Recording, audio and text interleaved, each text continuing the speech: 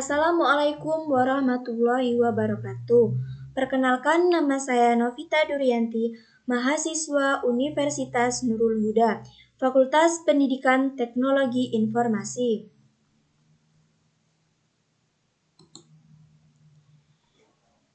Di video ini, saya akan membahas materi tentang memori. Memori dibagi menjadi dua, yaitu yang pertama ada RAM dan yang kedua ada ROM.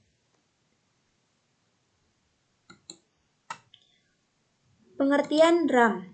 RAM merupakan singkatan dari Random Access Memory, yakni sebuah perangkat keras yang ada pada komputer, yang mana perangkat keras tersebut dapat dimanfaatkan sebagai tempat penyimpanan data, atau lebih sering dikenal dengan istilah memori. Lebih dari itu, RAM juga dapat Anda manfaatkan untuk menjalankan berbagai instruksi program. RAM ini sendiri termasuk sebagai perangkat yang bersifat sementara.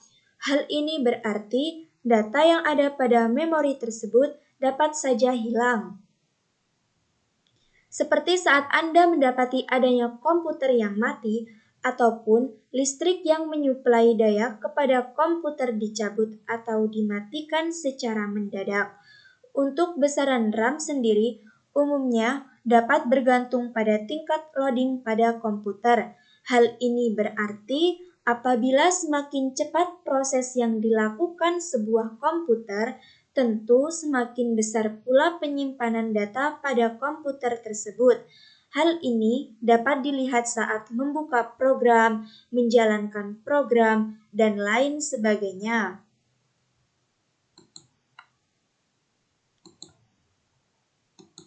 Pengertian ROM. ROM atau Read Only Memory merupakan tempat penyimpanan data yang memiliki sifat permanen. Berbeda sedikit dengan RAM, ROM dalam sebuah perangkat komputer dapat menyimpan data dengan permanen. Dengan begitu, Anda tidak akan kehilangan data tersebut, meskipun komputer mengalami mati secara mendadak. ROM sendiri memiliki bentuk yang mirip dengan chip memori semikonduktor, yang mana setiap isi data yang sudah tersimpan tersebut tidak akan mudah hilang dan berubah, meskipun saat itu perangkat komputer mendadak mati. Akan tetapi, untuk menyimpan sebuah data pada ROM tersebut dapat dikatakan tidak mudah. Hal tersebut lantaran ROM berisi program-program default pabrik yang dengan begitu penggunaan ROM ini sendiri umumnya hanya digunakan dalam penyimpanan firmware.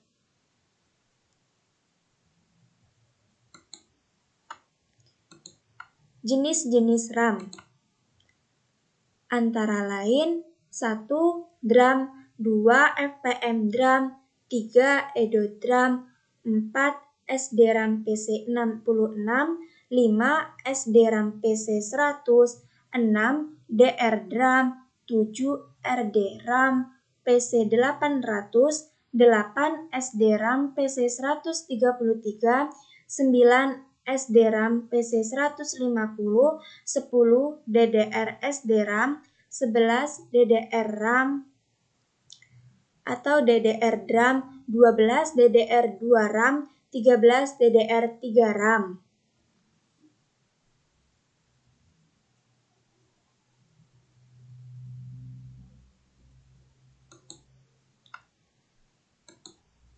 Jenis-jenis ROM antara lain ada PROM, EPROM, EEPROM. Ada 3 kalau jenis-jenis ROM, sedangkan jenis-jenis RAM ada 13.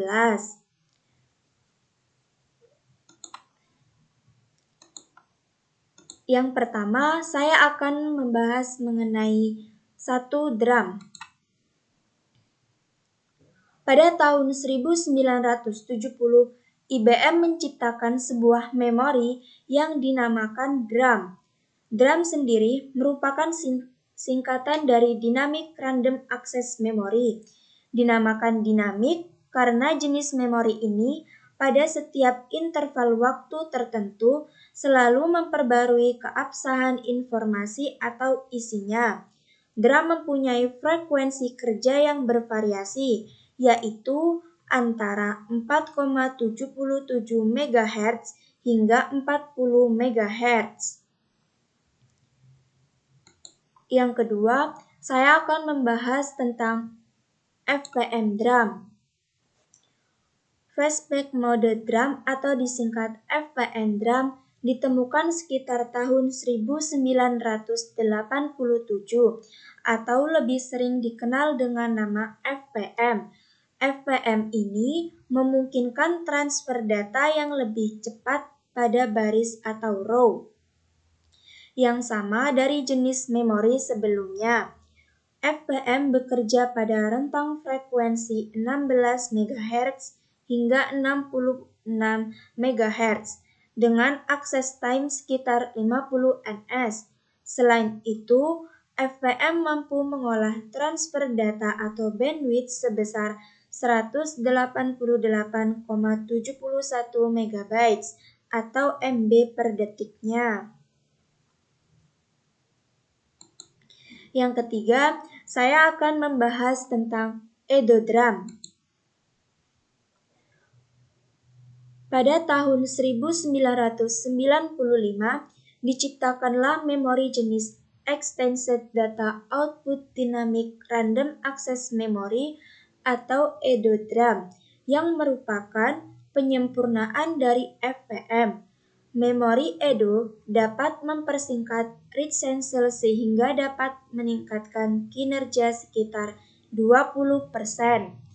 Edo mempunyai akses time yang cukup bervariasi, yaitu sekitar 70 ns hingga 50 ns dan bekerja pada frekuensi 33 MHz hingga 75 MHz. Walaupun Edo merupakan penyempurnaan dari FPM, namun keduanya tidak dapat dipasang secara bersama karena adanya perbedaan kemampuan. Memori Edo DRAM banyak digunakan pada sistem berbasis Intel 486 dan kompatibelnya Pentium generasi awal.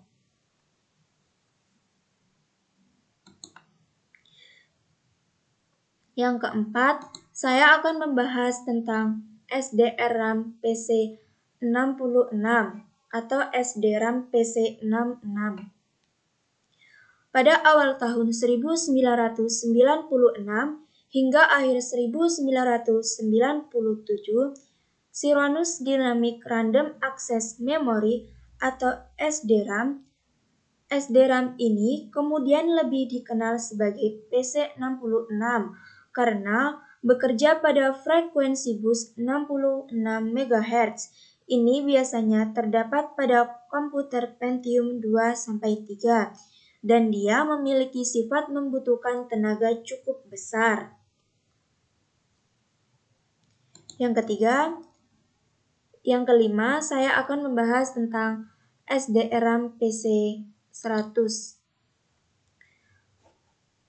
SDRAM PC100 sama seperti SDRAM PC100 bekerja untuk komputer Pentium 2 pada bus 100 MHz karena bus sistem bekerja pada frekuensi 100 MHz, sementara Intel tetap menginginkan untuk menggunakan sistem memori SDRAM, maka dikembangkanlah memori SDRAM yang dapat bekerja pada frekuensi bus 100 MHz. Yang keenam, saya akan membahas tentang RD-DRAM. Tahun 1999, Rambus membuat sistem memori yang diberi nama Direct Rambus Dynamic Random Access Memory, mampu mengalirkan data sebesar 1,6 GB per detiknya, atau 1 GB sama dengan 1000 MHz. Yang ketujuh ada RDRAM PC800. Masih dalam tahun yang sama, Rambus juga mengembangkan sebuah jenis memori lainnya dengan kemampuan yang sama dengan DRDRAM Perbedaannya hanya terletak pada tegangan kerja yang dibutuhkan. Jika DR drum membutuhkan tegangan sebesar 2,5 volt, maka RDRAM PC800 bekerja pada tegangan 3,3 volt. Nasib memori RDRAM ini hampir sama dengan DR drum, kurang diminati jika tidak dimanfaatkan oleh Intel. Intel yang telah berhasil menciptakan sebuah prosesor berkecepatan sangat tinggi membutuhkan sebuah sistem memori yang mampu mengimbanginya dan bekerja sama dengan baik. Memori jenis SDRAM sudah tidak sepadan lagi. Intel membutuhkan yang lebih dari itu. Dengan dipasangkannya Intel Pentium 4, nama RDRAM melambung tinggi dan semakin lama harganya semakin turun.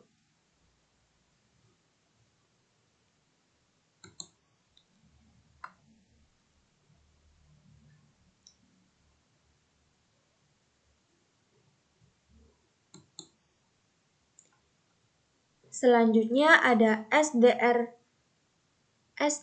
atau SDRAM PC133. Memori ini dikembangkan pada tahun 1999. Memori SDRAM belumlah ditinggalkan begitu saja, bahkan oleh Viking malah semakin ditingkatkan kemampuannya. Sesuai dengan namanya, memori SDRAM PC133 ini bekerja pada bus berfrekuensi 133 MHz dengan access time sebesar 7,5 ns.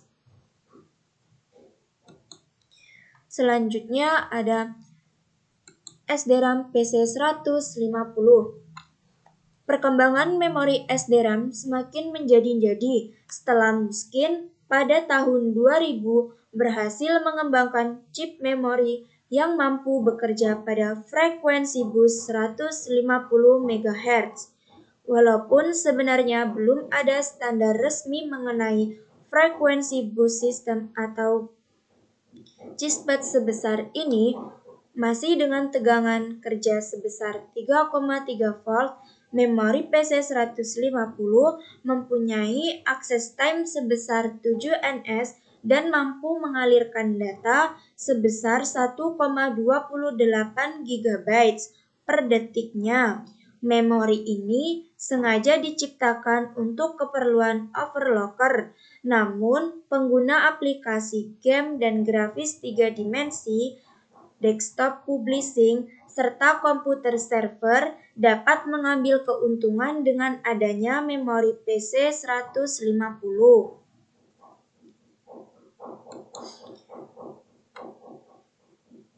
Selanjutnya ada DDR SDRAM. Di tahun yang sama, tahun 2000, SDRAM dikuatkan hingga 2 kali lipat. Jika pada SDRAM biasanya hanya mampu menjalankan baris perintah atau instruksi sekali setiap satu satuan waktu frekuensi bus, maka DDR SDRAM mampu menjalankan 2 instruksi sekalian dalam satuan waktu yang sama. Teknik yang digunakan adalah dengan menggunakan secara penuh satu gelombang frekuensi. Selanjutnya ada DDR drum. Pada 1999, dua perusahaan besar mikroprosesor Intel dan AMD bersaing ketat dalam meningkatkan kecepatan clock pada CPU. Namun menemui hambatan karena ketika meningkatkan memori bus ke 133 MHz, kebutuhan memori atau RAM akan lebih besar. Dan untuk menyelesaikan masalah ini, maka dibuatlah DDR RAM atau Double Data Rate Transfer, yang awalnya dipakai pada kartu grafis, karena sekarang Anda bisa menggunakan hanya 32 MB untuk mendapatkan kemampuan 64 MB. AMD adalah perusahaan pertama yang menggunakan DDR RAM pada motherboard-nya. Selanjutnya ada DDR2 RAM. DDR2 adalah memori yang paling banyak beredar saat ini di pasaran. Terbukti komputer berPentium 4 ke atas banyak menggunakan jenis memori ini. Penggunaan ini banyak dipergunakan karena memori jenis ini hanya membutuhkan daya listrik sebesar 1,8 volt sehingga dapat menghemat performa listrik atau tegangan yang masuk ke komputer. RAM jenis ini dikembangkan pada tahun 2005.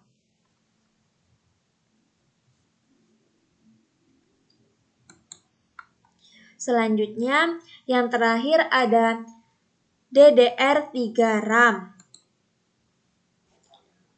DDR3 RAM. RAM DDR3 ini memiliki kebutuhan daya yang berkurang sekitar 16% dibandingkan dengan DDR2.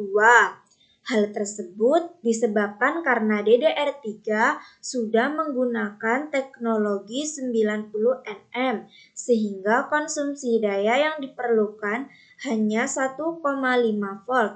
Lebih sedikit jika dibandingkan dengan DDR2 1,8 volt dan DDR 2,5 volt.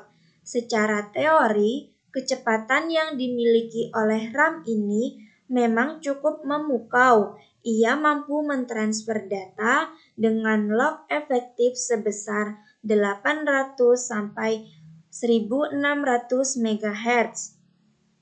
Pada log 400 sampai 800 MHz jauh lebih tinggi dibandingkan DDR2 sebesar 400 sampai 1066 MHz atau 200 sampai 533 MHz dan DDR sebesar 200 sampai 600 MHz atau 100 sampai 300 MHz.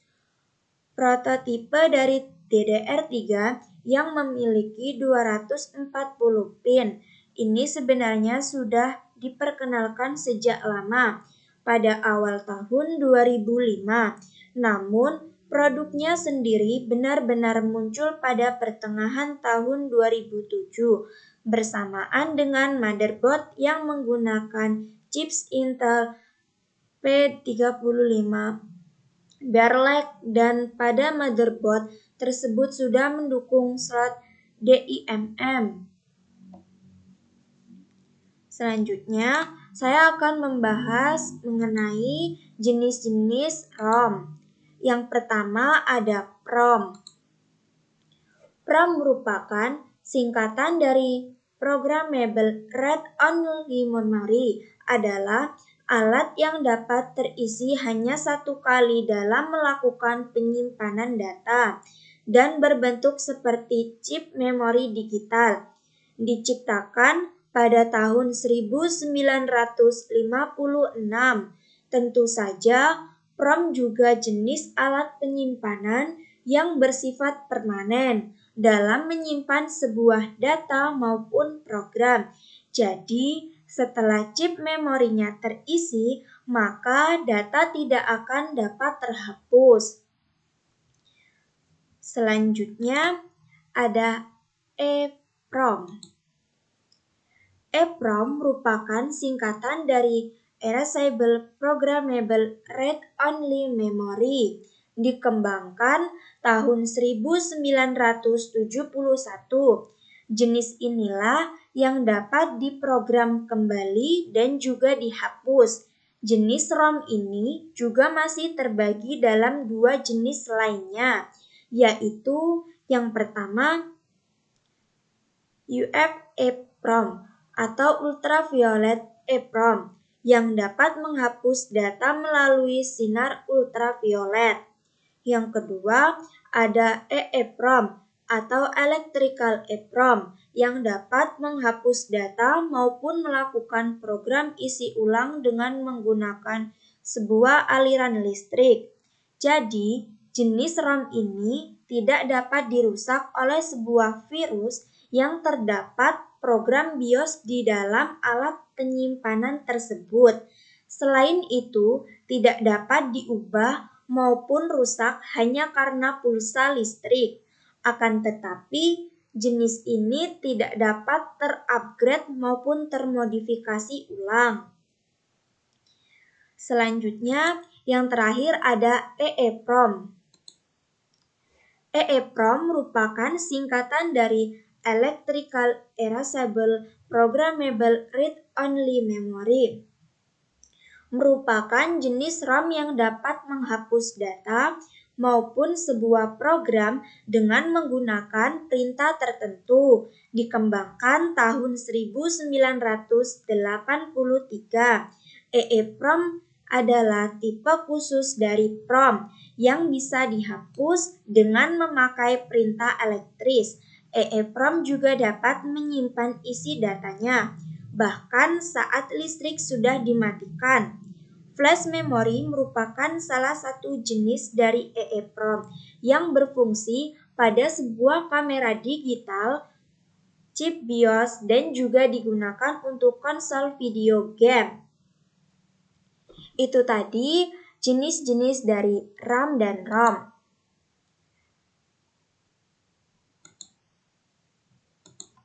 Di dalam jenis-jenis RAM dan ROM, masing-masing juga sudah terdapat gambarnya.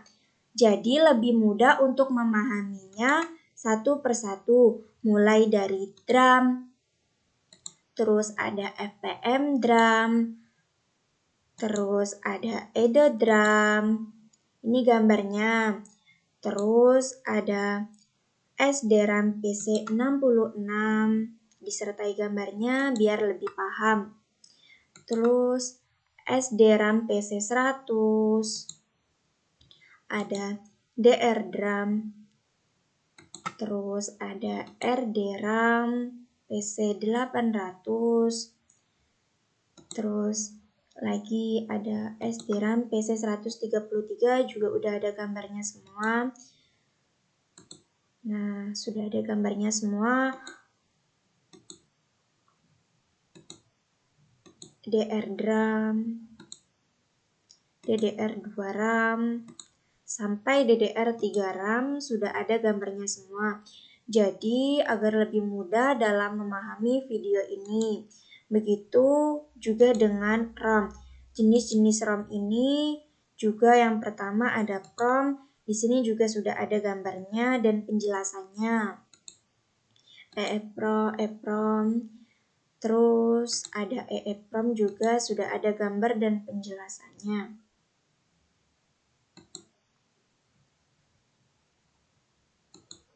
Ini yang terakhir.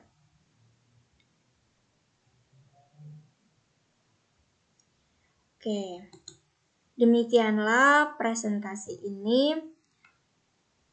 Mohon maaf apabila terdapat penjelasan yang kurang jelas. Saya akhiri. Wassalamualaikum warahmatullahi wabarakatuh.